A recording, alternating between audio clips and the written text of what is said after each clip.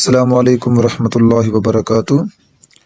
آج ہم شروع کریں گے قرآن پاک کی آخری جو 20 صورتیں ہیں ان کا مختصر ترجمہ اور مختصر تفسیر۔ یہ وہ صورتیں ہیں جو BS کے سلیبس میں ہولی قرآن کے نام سے گورنمنٹ کی طرف سے لازمی سلیبس قرار دیا گیا ہے۔ 20 صورتیں بچوں کو حفظ بھی کروائی جاتی ہیں اور 20 صورتوں کا ترجمہ اور مختصر تفسیر پڑھائی جاتی ہے۔ وہ اسٹوڈنٹس جن کے پاس بکس نہیں ہے یا کسی وجہ سے وہ کلاس میں نہیں پڑھ پاتے تو ان کے لیے یہ ویڈیو بہت ہی زیادہ مفید ہوگی انشاءاللہ۔ ہولی قرآن کا سلیبس گورنمنٹ کی طرف سے یہ لازمی سبجیکٹ ہے اور اس کی آؤٹ لائن بھی انشاءاللہ آپ کے ساتھ شیئر کر دی جائے گی، اور 100 نمبر کا اس کا پیپر آتا ہے، اور سیمسٹر 1 کے اندر بھی ہے، اور بعض کلاسوں میں سیمسٹر 2 کے اندر ہولی قرآن 2 ہے، اور بعض کلاسز میں سیمسٹر 3 کے اندر ہولی قرآن 2 پڑھایا جاتا ہے۔ اعوذ باللہ من الشیطان الرجیم، بسم اللہ الرحمن الرحیم۔ آج ہم پڑھیں گے سورۃ الناس کا ترجمہ اور مختصر تفسیر۔ سورت کا نام ہے سورۃ الناس۔ ناس کے معنی ہے انسان، لوگ۔ مکیہ، یہ صورت ہجرت سے پہلے نازل ہوئی ہیں۔ جو صورتیں ہجرت سے پہلے نازل ہوئی ہوں ان کو مکیہ، اور جو صورتیں ہجرت کے بعد نازل ہوئی ہوں ان کو مدنیہ یا مدنی صورت کہا جاتا ہے۔ بسم اللہ الرحمن الرحیم۔ شروع اللہ کے نام سے جو بڑا مہربان نہایت رحم کرنے والا ہے۔ آیت نمبر 1، قل اعوذ برب الناس، کہو پناہ مانگتا ہوں میں انسانوں کے رب کی۔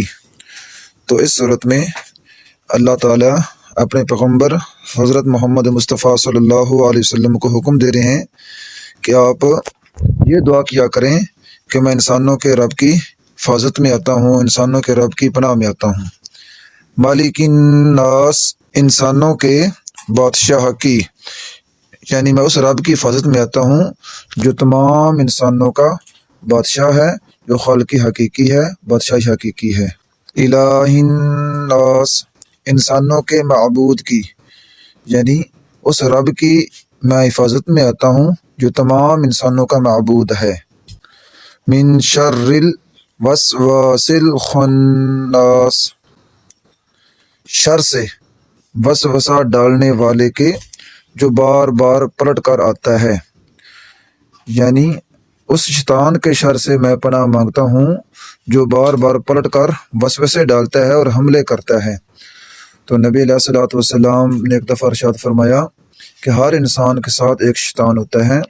تو صحابہ نے عرض کی یا رسول اللہ صلی اللہ علیہ وسلم کہ آپ کے ساتھ بھی شیطان ہے؟ تو اللہ کریم نے فرمایا ہاں میرے ساتھ بھی شیطان ہے، لیکن اللہ تعالیٰ نے میری مدد کی ہے اور اللہ تعالیٰ نے اس کے شر سے مجھے محفوظ رکھا ہوا ہے، اور وہ شیطان مجھے برائی کی دعوت نہیں دیتا۔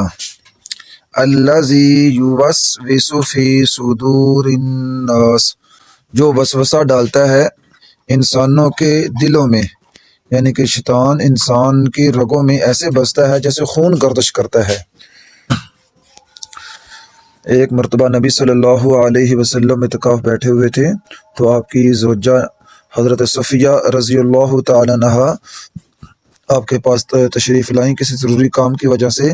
تو نبی علیہ الصلوۃ والسلام بعد میں دروازے تک اپنی اہلیہ کو چھوڑنے کے لیے تشریف لے گئے تو ایک صحابی نے آپ کو رات کے وقت دیکھ لیا۔ تو نبی علیہ الصلوۃ والسلام اس صحابی کے پاس تشریف لے گئے اور اسے بتایا کہ یہ جو ابھی میرے ساتھ عورت ہے یہ میری اپنی اہلیہ ہے۔ تو وہ صحابی عرض کرنے لگے یا رسول اللہ صلی اللہ علیہ وسلم ہم کون ہوتے ہیں کہ آپ کے بارے میں غلط گمان کرنے والے؟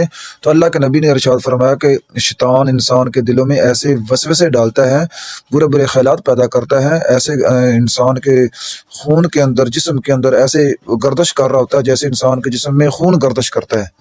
تو لہٰذا شیطان کسی کے بھی دل کے اندر وسوسہ پیدا کر سکتا ہے۔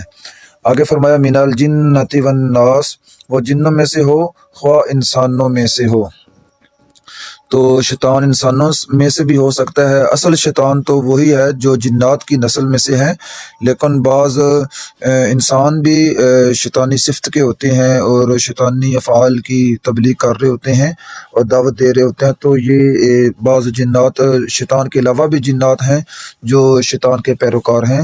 تو ہم یہ دعا کرتے ہیں کہ اللہ تعالیٰ چاہے وہ انسان ہو، چاہے کوئی جن ہو یا شیطان ہو، تو ہمیں تمام طرح کے شیطانوں سے، تمام طرح کے ایسے انسانوں سے جو شیطانی صفت والے ہوں یا ایسے جنات سے ہم سب کی حفاظت فرمائے۔